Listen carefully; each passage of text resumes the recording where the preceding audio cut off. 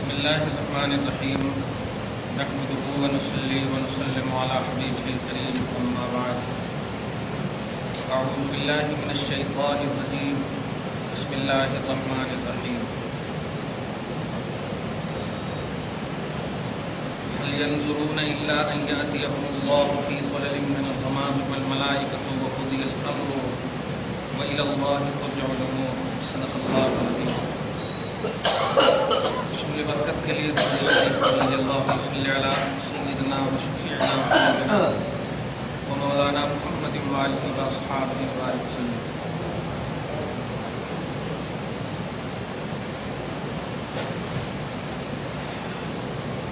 آیت نمبر 209 تک کا درس ہو چکا ہے. گزشتہ درس کا اجمالی خلاصہ یہ ہے کہ اسلام میں جب بندہ پورے طور پر داخل ہوتا ہے اور ضروریات دین میں سے چھوٹی سی چھوٹی بھی دین کی باتیں یعنی مستحب مباح ان سب باتوں کا بھی اگر ان کی عمل یا اعتقاد سے انکار سرزد نہیں ہوتا تو در حقیقت وہ مسلمان ہے اور وہی مومن ہے. اسی کا خلاصہ تھا اے ایمان والو اسلام میں کمپلیٹ داخل پورے طور پر داخل ہے. اب مزید اللہ پاک اس آیت کریمہ میں تنبیہ کے طور پر وارننگ کے طور پر اپنے بندوں کو فرماتا ہے هل ينظرون کیا وہ لوگ انتظار کر رہے ہیں الا یاتیہم اللہ فی ظلل من الغمام کہ ان کے پاس بادلوں کے سایوں میں اللہ کا عذاب آئے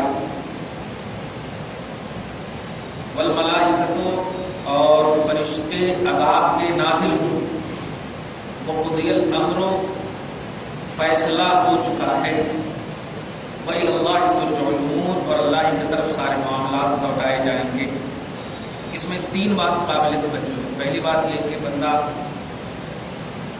اللہ کے حکم کو اگر نہیں مانتا تو اللہ تعالیٰ کے حساب اس یعنی کوئی ایسا پہلو ہی نہیں چھوڑتا جو پہلو کے اس کے ماننے کے لیے مطلب مجبور نہ کرے. بادلوں کے سایوں میں عذاب کا آنا اور فرشتے کو آنا یہ دو پہلو ایسے ہیں کہ عمومی طور پر جب بارش ہوتی ہے اور بارش اگر گھٹا ٹوپ آندھی کے ساتھ آئے تو اب ہم کو بارش کا خیال نہیں رہتا ہے, وہ گھٹاؤں کے ڈر کا خیال رہتا ہے. پتہ نہیں کہاں بجلی گر جائے گی کہاں کیا ہوتے ہیں. گھر میں بھی بیٹھے رہتے ہیں حالانکہ ایک دم نیا گھر بنا رہتا ہے لیکن ایک مرتبہ اگر بجلی کڑک جائے تو پتہ نہیں جسم کے رونگٹے کھڑے ہونے لگتے ہیں. اب بارش سے لطف اندوز ہونے کے بجائے اب بجلی کی کڑک کا خوف آنے لگتا ہے, ڈر لگے گا. تو یہ اللہ پاک حالانکہ بارش جو ہوتی ہے وہ رحمت کی بارش ہوتی ہے لیکن ذرا سی بجلی کڑکا دے ذرا سی بادل آنے لگے آواز دے دے اللہ تو اس میں بندہ ڈرنے لگتا ہے. تو در حقیقت ڈر کی ایک عظیم قسم ہے بادلوں کا آنا, بادلوں کے سایوں کا چھانا. اس لیے ایک بات. دوسری بات یہ کہ جب بادل چھا جاتا ہے تو روشنی ختم ہو جاتی ہے. تو اللہ پاک کہنا یہ چاہ رہا ہے کیا میں ساری مطلب یہ کہ تمہارے کامیابی کی جتنی بھی دنیا ہے وہ سب کو تاریک کر دوں گا تب روشنی تلاش ہوگے؟ نہیں, پہلے ہی جب میں روشنی کی ساری راہیں دے دی ہیں مان لو یہ. اور فرشتے تو آپ جانتے ہیں الحمدللہ فرشتے تو اسپیشل مطلب گارڈس ہیں اللہ تبارک و تعالیٰ کے اور عذاب کے بھی ہیں عطا کے بھی ہیں. خاص طور سے 4 فرشتے جو بڑے مشہور ہیں. اب تو وحی کے سلسلے ختم ہو گئے ہیں. آپ صرف مومنوں کی مدد کرتے ہیں حضرت جبریل یہ یاد رکھیں. اب ایسا نہیں کہ نبی نہیں آئیں گے اب جبریل علیہ السلام کو ایک دم ریلیکس کرنے دے دیا گیا, ایسا نہیں ہے. آپ سورہ مجادلہ کی لاسٹ آیت کریمہ آپ دیکھیے اللہ پاک فرماتا ہے لا تجد قوم یؤمنون باللہ والیوم الآخر یوادون من حاد اللہ ورسولہ ولو كانوا آباءهم وأبناءهم وإخوانهم أو عشيرتهم أولئك كتب في قلوبهم الإيمان وأيدهم بروح منه. جن لوگوں کے دلوں میں اللہ ایمان کو لکھ دیتا یعنی ایسے مومن جن کو اللہ تعالیٰ ایمان کی خاطر سلیکٹ کر لیتا تو اللہ پاک وأيدهم بروح منه اپنے خاص روح جبریل سے ان کی مدد فرماتا. اس منزل پر صحابہ کرام کی ذات سب سے پہلے فائز ہے. مطلب یہ کہ اب جبریل کا کام خاص طور سے ہے کامل مومن کی مدد کرنا، میکائیل کا کام ہے رزق دینا، اسرافیل کا کام ہے سور پھونکنا، اور آپ جانتے ہیں ان کا کام کیا ہے، ان کا نام لینے کی ضرورت ہی نہیں، روح کھینچنا ان کا کام ہے، وہ تو جاننا ہی پڑے گا.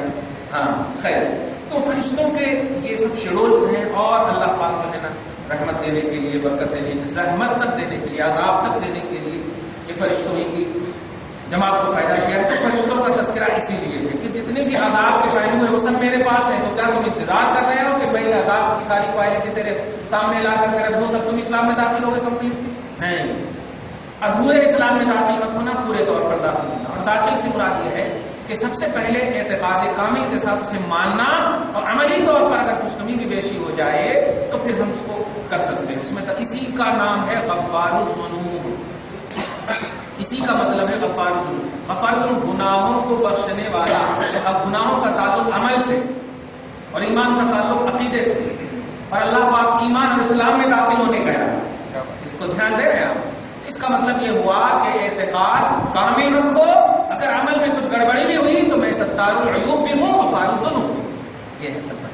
اللہ پاک آپ کو ہم سب کو ایمان کی دنیا اور عقیدے کی دنیا میں ہمیشہ سلامتی کے ساتھ زندہ رکھیں. وَإِلَى اللَّهِ تُرْجَعُ الْأُمُورُ. اور سنو، تیسرا آپشن یہ ہے کہ تم نئے بھی اگر کرو تو تمہارا نئے بھی ہماری ہی طرف لوٹنے والا ہے. وَإِلَى اللَّهِ تُرْجَعُ الْأُمُورُ، سارے معاملات ہماری ہی طرف لوٹ کر آنے والے. کہاں جاؤ گے؟ کتنی بھی طاقت سے آپ اوپر پتھر پھینکیے وہ نیچے ہی آتا ہے. کتنی بھی طاقت، جب تک آپ کے ہاتھ میں طاقت ہے وہ جاتا اوپر، پھر آتا نیچے ہی. کیونکہ آنا یہ اس کی حقیقت ہے، اور جانا یہ عارضی چیز ہے، یہ وقتی چیز ہے. یہ آپ کو طاقت دیا اللہ تعالیٰ نے. خیر، آگے دیکھیے جو ایک عظیم اور بات آ رہی 211 آیت نمبر 211. سل بنی اسرائیل کم آتیناہم من آیت بینۃ. بڑی توجہ سنیے. سل، اے حبیب مکرم پوچھیے یعقوب کی بیٹوں، یعقوب کی اولاد سے، بنی اسرائیلیوں سے پوچھیے. مفسرین فرماتے ہیں کہ یہاں پر جو پوچھنے کہا جا رہا ہے ایسا نہیں ہے کہ آپ جا کر کے ایک ایک سے پوچھیے، ایسا نہیں. کبھی کبھی تقریر میں آپ سنتے ہیں، آپ ذرا پوچھ کر دیکھنے کا مطلب یہ ہوتا ہے کہ آپ کو جو یہ بات کہی جا رہی ہے آپ اس پہ بھروسہ کیجیے، یہ مطلب ہوتا ہے. میں جیسے بولتے نہیں، آپ اپنے گھر ہی میں پوچھ لیجیے نا، مطلب کیا ہوا اس کا؟ یہ بھروسہ کیجیے. اس یہ جملہ جب اس وقت بھی بولا جاتا ہے جب بھروسہ آپ کے سامنے والے پر نہ ہو، پھر آپ سے کہا جائے بھائی یقین نہیں تو ان سے پوچھ لیجیے نا. ایسا یہ پوچھ لیجیے نا، تو اس کا مطلب آرڈر نہیں کر رہے ہیں، مطلب یقین اور بھروسے کو بتانے کے لیے ایسا جملہ کہا جاتا. ورنہ ایسا نہیں ہے کہ رسول اعظم جا کر کے سارے یہودی سے پوچھیں اللہ کہہ رہا ہے، اللہ کہہ رہا ہے. یہ اس لیے میں بول رہا ہوں کہ لوگ جو ظاہر حدیث اور ظاہری آیت کو دیکھ کر کے جو مسئلہ نکالتے ہیں نا، وہ اس آیت کریمہ کا کیا جواب دیں گے کہ اللہ نے نبی سے کہا ہے پوچھیے، اور نبی پاک ایک سے بھی نہیں پوچھ رہے ہیں، تو کیا ترک قول خدا کر رہے ہیں؟ یہاں پر دیکھنا ہوگا کہ پوچھنے کا جو آرڈر اللہ تعالیٰ دے رہا ہے، یہ آرڈر کس اعتبار سے؟ اس کو بولتے ہیں تفضل. تفضل کا مطلب یہ ہوتا ہے آپ جو ہے کچھ بھی ان کی مطلب ان کو مت دیکھیے، آپ ان کی طرف توجہ ہی مت دیجیے، اور حبیب مکرم انہی سے پوچھ لیجیے نا، ان کی کتاب میں انہی سے پوچھ لیجیے نا، ان کی کتاب میں ہے جو آپ کا وروଧ کر رہے ہیں، انہی سے پوچھ لیجیے نا. اب اللہ کے رسول کئی زاویے سے اس مفہوم کو سمجھا اور کئی زاویے سے پوچھا بھی. اچھا ایسا ہے، ذرا توریت لاؤ. ایک موقع سے حضرت اسامہ غالباً قبیلہ یہود سے تعلق رکھتے تھے. ایک عورت نے جو بڑی مالدار تھی یہودیہ، ان سے زنا کا ارتکاب ہو، اور وہ لوگ اپنے میں بے عزتی سمجھنے لگے کہ ارے اگر ان کو رجم کیا گیا، شادی شدہ رجم کیا گیا تو بڑی زندگی کی بات ہے، پوری یونٹ بدنام ہو جائے گی، ایسا ویسا. تو نبی سے بڑے قریب تھے یہ ایمان لانے کے بعد، لیکن تعلق یہودیت سے تھا قبیلے کے اعتبار سے. تو لوگوں نے ان سے کہا کہ ان سے جا کر کے نبی سے سفارش کروا دیا جائے کہ جا کر کے محمد سے عذاب میں تخفیف ہو جائے، کچھ پیسہ ایسا لین دین کر کے ہوتا ہے نا، کچھ لے کر کے معاملہ صفائی. آقا علیہ السلام کی بارگاہ میں آئے اور کہیں کہ رسول اللہ معاف کر دیجیے نا ایسا ویسا. تو آقا علیہ السلام نے اس وقت جو غضبناک انداز میں ارشاد فرمایا تھا، حل شفاعت فی حدود اللہ. تم اللہ کے حدود میں سفارش کرنے آئے ہو، اللہ جو حد متعین کر رہا ہے اس میں تم سفارش کرنے آئے ہو، اس میں کمی بیشی کے پہلو کس نے کہا ہے تمہیں؟ ان لوگوں بلاؤ اور لاؤ اپنی کتاب توریت، اب فلاں سطر کھولو، فلاں پیج کھولو، فلاں لائن میں دیکھو، کیا اس طرح کا ارتکاب کرنے والی لڑکی ہو یا لڑکا ہو، ان دونوں کے سلسلے میں کیا سزا ہے تیری کتاب میں؟ ارے باپ رے باپ، رسول پاک کی علم کا اندازہ لگائیے. اور جب دیکھا گیا تو وہ ایسے ایسے ایسے کر کے چھپا رہے تھے. جو چھپا رہے ہو اسی کو کھولو. ایسا جو چھپا رہے ہو اسی کو کھولو. جیسے کھولا فوراً نکلا تھا شادی شدہ کو رجم کیا جائے گا. چنانچہ تمہاری کتاب میں تم محمد کو بدنام کرتے ہو، محمد اپنی طرف سے حد لگا رہے ہیں. نہیں، تمہاری کتاب، تمہاری شریعت خود کہہ رہی ہے. دیکھا بس. تو کہنا یہ کہ مختلف زاویے سے رسول پاک نے اس آیت پر عمل بھی کیا ہے. یعنی یہ سوال کرنا وجود کے لیے نہیں ہے کہ آپ کا پوچھنا ضروری ہے. جیسے آپ کو کہا گیا نماز پڑھو تو آپ کو پڑھنا ضروری ہے، ویسے رسول کو بھی اللہ نے کہا پوچھو تو پوچھنا اس کو تفضل کے طور پر ہے، فضل ہے، عنایت ہے، کرم ہے. آپ پر واجب و فرض نہیں یا رسول اللہ. اس کو آپ سمجھیے اور سمجھے بھی رسول. کیا آگے دیکھیے، کم آتیناہم من کتاب من آیت بینہ. پوچھئے بنی اسرائیل سے ہم نے کتنی آیتیں، کتنی نعمتیں، کتنی کھلی کھلی نشانیاں ہم نے ان کو عطا کی ہیں، کتنی کھلی کھلی نعمتیں عطا کی ہیں. سب جانتے ہیں فرعون اور فرعونیوں سے نجات، من و سلوہ کے پہلو، ساری چیزیں. ان سے پوچھئے کیا نہیں ہے، کیا نہیں ہے، کیا نہیں ہے. ان سے پوچھئے. تو در حقیقت رب پوچھنا چاہتا ہے، دھیان دیجیے گا، لیکن واسطہ مصطفیٰ کو اس لیے بنا رہا ہے کہ بھائی آپ کا وروध کر رہے ہیں نا، آپ کا اعتراض کر رہے ہیں، تو آپ ان سے پوچھئے. اور آگے دیکھیے اب جو بڑی عظیم آیت آ رہی ہے، چونکہ دل مصطفیٰ جب ٹوٹتا ہے نا تو اللہ کیسے تالیف قلبی فرماتا ہے، اس کو دیکھیے. وَمَن يُبَدِّلْ نِعْمَتَ اللَّهِ مِن بَعْدِ مَا جَاءَتْهُ. اور جو کوئی بھی نعمت اللہ کو بدلے گا، اللہ کی نعمت کو بدلے گا بعد اس کے کہ اس کے پاس کھلی نشانی بھی آ چکی ہے، بعد اس کے کہ نعمت الہیہ کی دلیل بھی آ گئی ہے، تو فَإِنَّ اللَّهَ شَدِيدُ الْعِقَابِ. اللہ پاک سخت عذاب لینے والا ہے. یاد رکھیے گا شدید العقاب جو ہے یہ کفر کی وجہ سے کافروں کے لیے شدید العقاب ہے. اپنوں پر جو سزا وغیرہ آپ کو یا ہم کو جو سزا ملنے والی ہے اس کو عقاب بولتے ہیں شریعت میں، اور عقاب یا عذاب کا پہلو کفر سے ہوا کرتا ہے. دھیان دیجیے گا. تو عقاب یا عذاب اللہ تعالیٰ کافروں کو دے گا جب کفر سرزد ہوگا، یعنی عقیدے میں گڑبڑی ہوگی تو عقاب یا عذاب ملے گا آپ کو، اور عمل میں گڑبڑ ہوگا تو عتاب ملے گا. یہ اس کو دھیان رکھیے. اور یہاں اللہ پاک نے کیا کہا ہے کہ جو کوئی بھی اللہ کی نعمت کو بدلے گا اللہ پاک اس کو کیا دے گا؟ سخت عذاب دے گا، سخت عقاب دے گا. اب آیت کریمہ ذرا سنیے اور صحیح بخاری کی حدیث پاک سورہ ابراہیم کی آیت نمبر 28. نعمت اللہ کو جو بدلے گا، دھیان دیں، نعمت اللہ کو جو بدلے گا، اس لفظ کو زندگی بھر تک یاد رکھیں. امام بخاری سے اپنے استاذ کے حوالے سے امام بخاری اس آیت سورہ ابراہیم کی آیت نمبر 28 کی تفسیر کرتے ہوئے ارشاد فرماتے ہیں الم تر الذین بدلوا نعمت اللہ. اے حبیب مکرم کہ آپ نے نہیں دیکھا کہ نعمت اللہ کو جن لوگوں نے بدلا. تو امام بخاری کہتے ہیں جن لوگوں سے مراد کفار ہے اور نعمت اللہ سے مراد رسول پاک ہے. نوٹ کریں، جن لوگوں نے بدلا مطلب کفار نے بدلا، اور نعمت اللہ کو بدلا یعنی رسول اللہ کی شان کو بدلا. تو یہ امام بخاری فرماتے ہیں. اب ترجمہ یہاں کیجیے، ایک دم سیم وہی پہلو ہے. وَمَن يُبَدِّلْ نِعْمَتَ اللَّهِ. جو لوگ نعمت اللہ کو بدلیں گے من بعد ما جاءتہ، بعد اس کے کہ ان کے پاس آ چکی ہے نعمت، یا وہ نعمت ان کے پاس آ چکی ہو، تو فإن اللہ شدید العقاب. تو اللہ کمپرومائز، اس میں کچھ بھی کمزوری یا اس میں کچھ بھی اوپر نیچے کا پہلو میں ڈائریکٹ جہنم میں ڈال دے گا اور ہمیشہ کے لیے جہنم میں ڈال دے گا.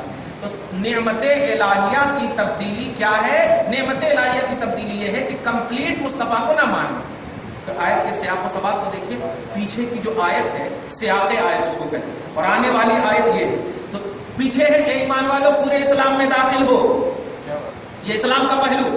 اب بانی اسلام کے بدلنے کا پہلو تو اب آپ سمجھ گئے ہوں گے کہ اسلام میں جب پورے طور پر داخل ہونا اللہ کا مطالبہ ہے تو مصطفیٰ کو بھی کمپلیٹ ماننا ہے، یہ اللہ کا مطالبہ، یہی اللہ. اس لیے کہ آگے یہ نہیں کہا اسلام کو جو بدلے گا. اسلام ابھی کئی ایسے زاویے ہیں جو میں نے اس ہفتے میں یا اس درس میں نے ایک اشارہ کیا تھا کہ مباح ہے، اور مستحسن ہے، مندوب ہے، پھر سنت مؤکدہ ہے، سنت غیر مؤکدہ ہے، اوپر میں واجب ہے، فرض ہے. یہ سب کوالٹی ہے. تو اتنی تفصیل کرتے تو قرآن اور ہو جاتا ہے. اللہ پاک نے ایک اجمالی طور پر آپ کے لیے قانون دے دیا اور اس کی تفصیل محمد رسول اللہ کی. سمجھ گئے آپ؟ تو اسلام میں کمپلیٹ داخل ہو جاؤ. اب آپ غور کیجیے، تو یہ اجمالی طور پر کہہ دیا گیا، لیکن اس کی تھوڑی سی تفصیل ہم نے آئین مصطفیٰ میں کیا. اب اللہ کہہ رہا جو نبی کو بدلے گا، جو نبی کو بدلے گا کہ اب اسلام کی تشریحات، اسلام کی کمپلیٹ ہونے کا پہلو محمد الرسول اللہ ہے. ذات محمد کو مان لو. ماننے کا مطلب یہ کہ تمہاری کتاب، تمہاری بات، تمہارے سارے جتنے بھی پڑھ چکے ہو وہ ساری باتیں کہہ رہی ہے کہ محمد صلی اللہ علیہ وسلم سچے ہیں، حق ہے، اور یہ دلیل ہے، برہان ہے، سب کچھ ہے. تو پھر ان کو کیوں نہیں مان رہے ہو؟ پوری آیت کا خلاصہ یہ ہوا کہ اسلام میں کمپلیٹ وہی داخل ہو سکتا، یا کمپلیٹ اسلام میں داخل ہونے کا پہلو اسی کے لیے حق میں ہوگا جو کہ مصطفیٰ کے حوالے سے اسلام میں آئے گا.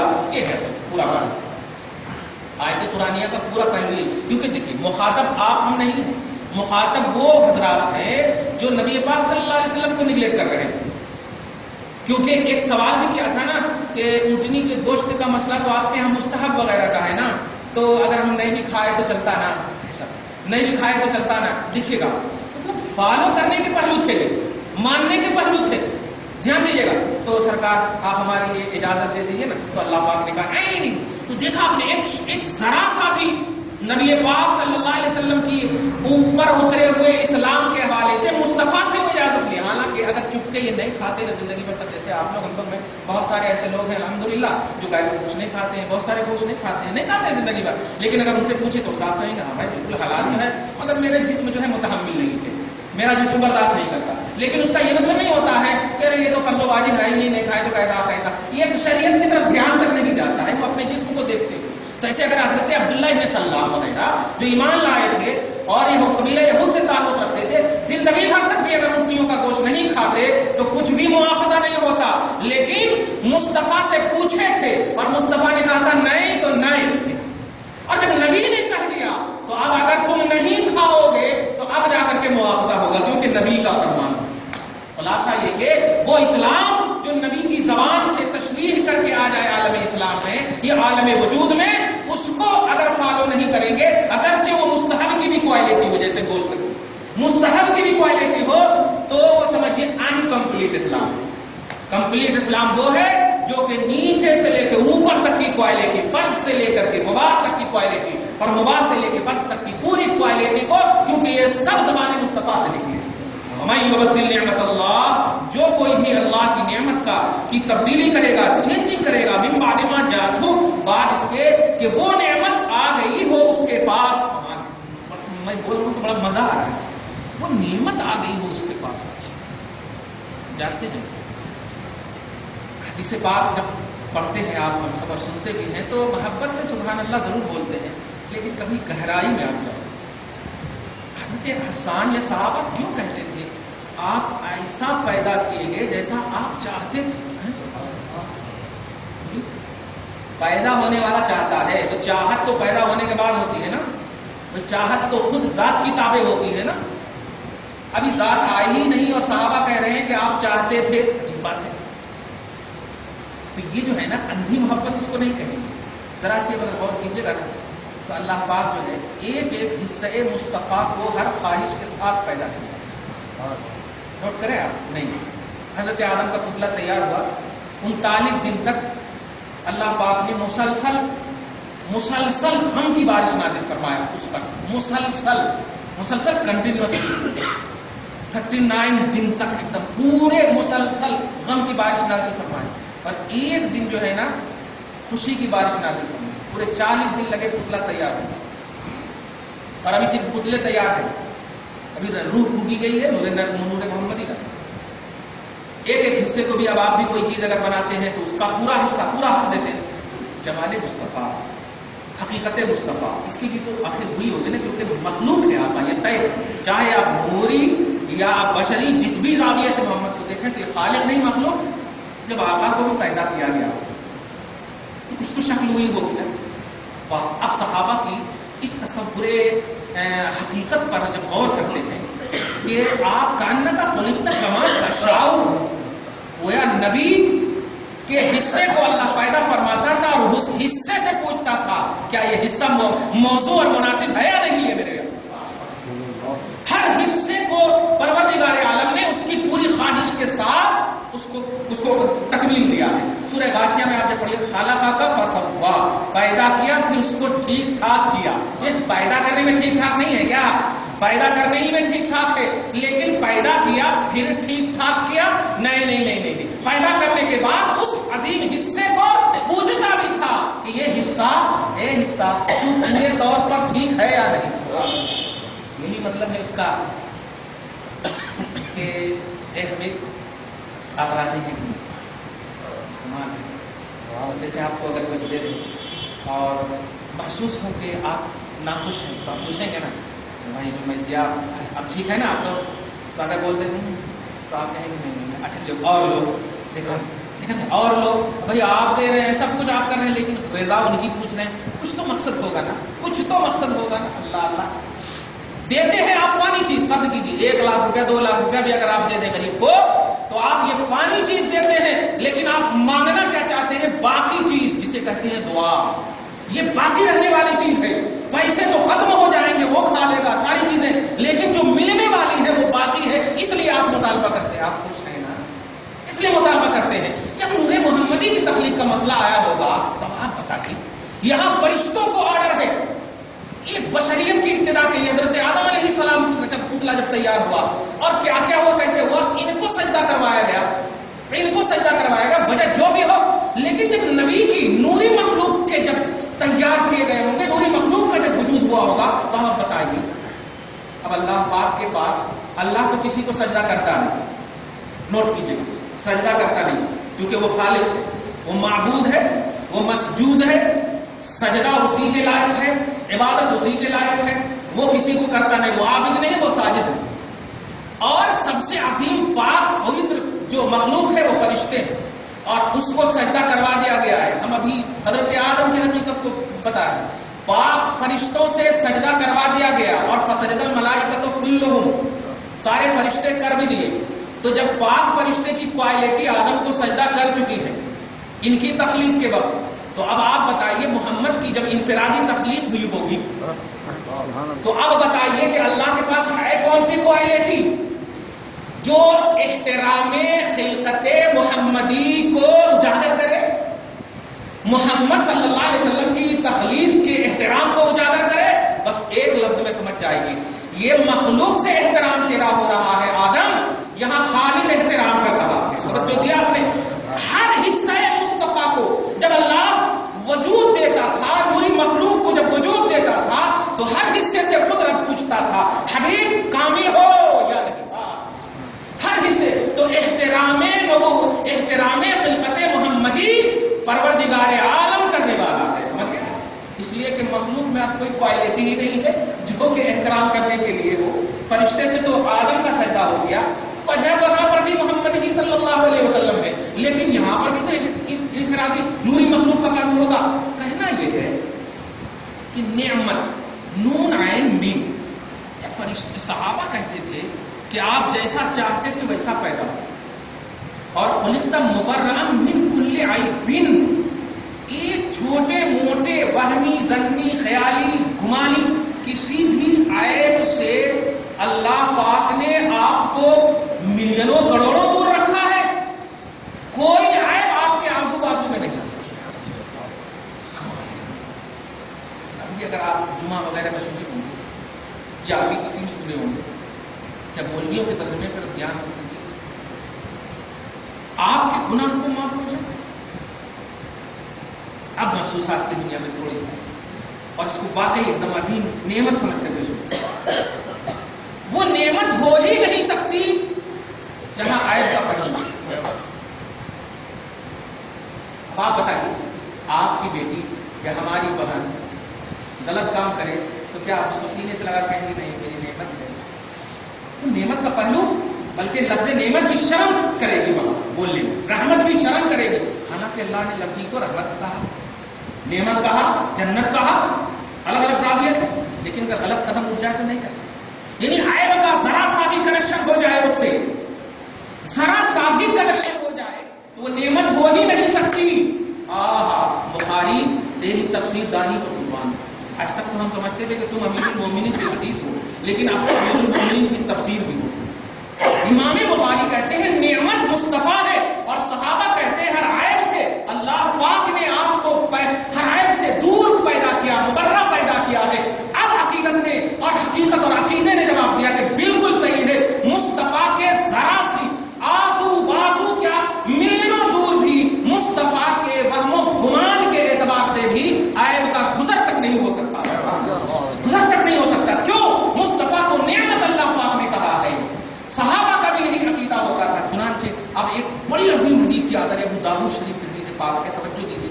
ایک مرتبہ نبی اعظم صلی اللہ علیہ وسلم جوتا پہن کر کے نعلین پاک پہن کر نماز پڑھ رہے تھے. نعلین پاک نماز پڑھ رہے, حضرت علی ہے وہاں نماز پڑھ رہے ہیں. دفاتن دیکھتے ہیں کہ رسول اللہ صلی اللہ علیہ وسلم نے نعلین اتار دی عین نماز میں, تو صحابہ کرام بھی اتار دی, صحابہ کرام بھی دیکھ کر کے اتار دی. جب نبی اعظم پوری کی نماز پڑھ رہے, آپ فرماتے ہیں ما حملکم علی القائکم بنعالکم, کس چیز نے تمہیں ابھارا تمہارے جوتوں کو اتارنے پر؟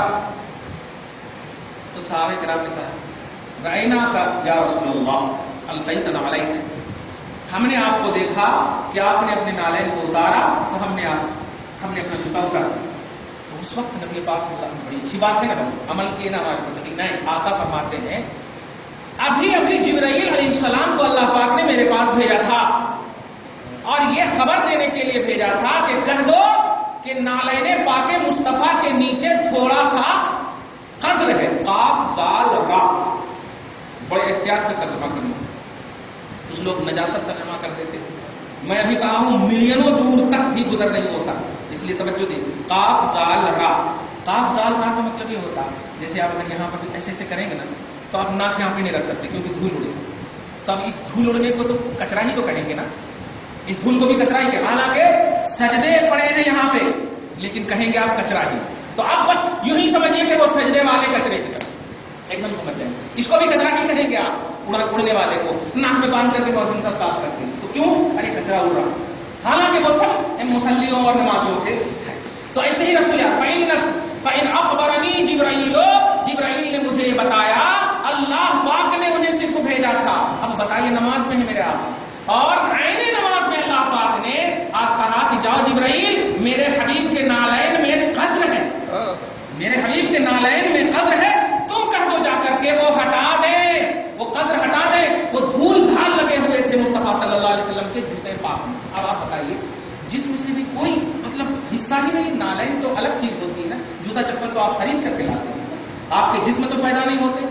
لیکن دیکھیے آپ, اللہ پاک نے مصطفیٰ کو نعمت بنایا ہے, نوٹ کیجیے نعمت بنایا ہے, اور نعمت کے آزو بازو تو چھوڑیے, ملینوں دور نسبت کے اعتبار سے بھی عیب کا پہلو نہیں ہونا چاہیے.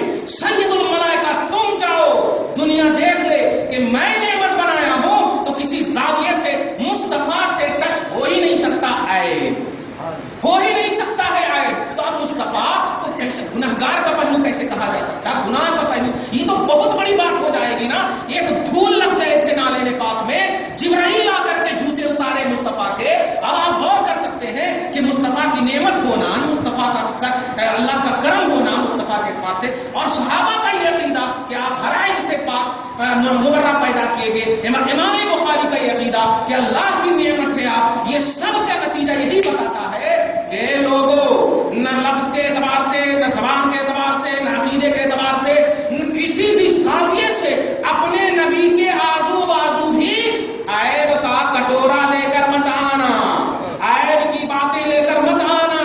ہر وہ بات لے کر آنا جس میں یا تو نعمت کا پہلو نظر آئے یا پھر اللہ تبارک و تعالیٰ کی طرف سے کرم کا پہلو نظر آئے اور عیب سے دوری کا پہلو نظر آئے. یہ بات اگر ہے تو ٹھیک ہے, ورنہ سنو, من یبدل نعمت اللہ من بعد ما جاءتہ فإن اللہ شدید العقاب. جو کوئی بھی نعمت اللہ یعنی رسول اللہ کو چینج کرے گا, اور چینجنگ کی تفسیر کر دیا بعد اس کے کہ وہ اللہ کا نبی ان کے پاس موجود ہو, فإن اللہ شدید العقاب, تو وہ سخت عذاب الہی کے لیے تیار ہے. اللہ سخت عذاب لے گا. یہ بھی نہیں کہا کہ وہ مہلت ہے, توبہ کرے بیوی نکل جاتی. اللہ کا تو فتوا پتہ نہیں, ایک دم جھوٹو فتوا ہے. آج بریلی اور نظامی کے فتوے آ جائیں تو آپ ہم لوگوں پر فتوے لگانا شروع کر دیتے ہیں, لیکن اللہ کا جھوٹو فتوا ہے نبی کے لیے.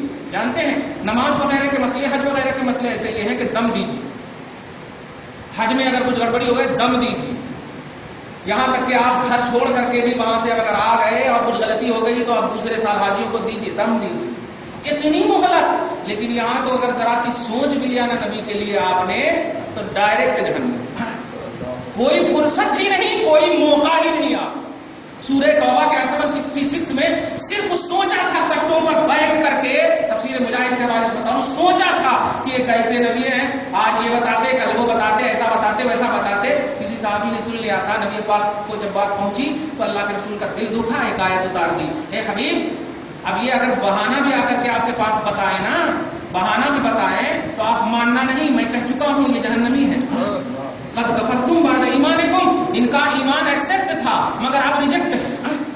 قد کفرتم, جب آپ کافر ہو چکے ہیں. باپ رے باپ. اچھا ان لوگوں نے کہا بھی, حبیب آپ ان سے جب پوچھیے گا نا کہ لئن سألتم لیقولن, اگر ان سے آپ پوچھیے گا کہ تم ایسا کیوں کہہ رہے تھے تو وہ کہیں گے انما كنا نخوض ونلعب, ارے ہم بس ٹائم پاس نہیں ہو رہا تھا تو ہم ایسے مذاق کر رہے تھے, یہ کر رہے تھے. اب اتنے بڑے فتوا دے دیے تو کیسا, ایسے ہوتا اتنا بڑا فتوا دے دیے تو کیسا. تو اللہ تعالیٰ کہتا ہے لا تعتذروا, یہ سب بہانے بازیاں ہیں, یہ میرے لیے تو چل سکتا ہے تیرے لیے نہیں چل سکتا ہے. حبیب آپ کا ایسا لطیف مسئلہ ہے, اتنا مطلب تیز ترین مسئلہ ہے کہ ایک ذرا سوچ لے گا بھی آپ کے خلاف کوئی تو ہم موقع ہی بند کر دیں گے, توبہ کا دروازہ تک بند کر دیں گے.